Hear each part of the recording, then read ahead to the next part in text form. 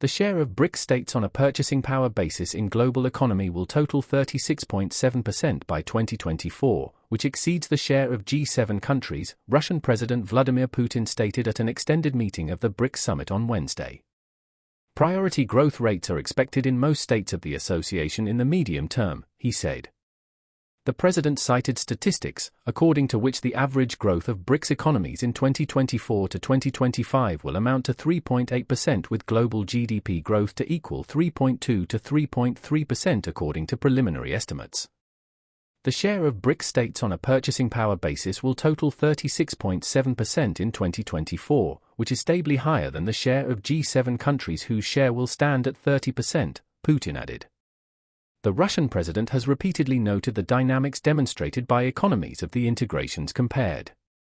In particular, speaking at the BRICS Business Forum, Putin cited statistics, according to which the share of G7 countries in global GDP accounted for 45.5% in 1992, while BRICS states accounted for 16.7% in the same year, adding that 3 decades later, by 2023, the ratio had drastically changed.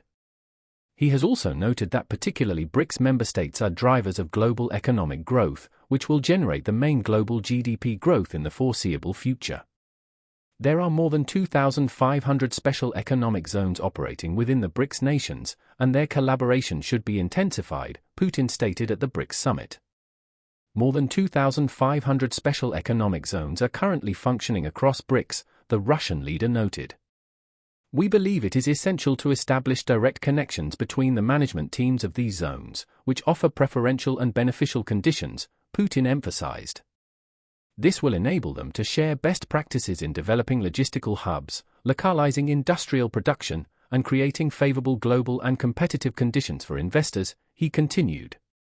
Searching for alternatives to the dollar is not fighting against this currency, Putin said.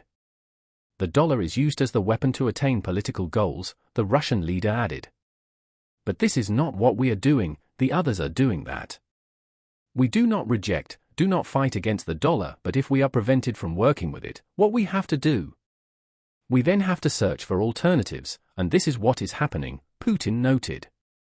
Dollar weaponization is a big mistake, the head of state stressed. President of the New Development Bank Dilma Rousseff said at the BRICS summit that the dollar is used as a weapon. Yes, indeed so, we see, so it is, Putin stated. I believe in actual fact this is a great mistake of those making it because the use of the dollar, and it remains thus far the most important instrument in global finance, as means of achieving political goals undermines confidence in this currency and reduces its abilities, the Russian leader stressed.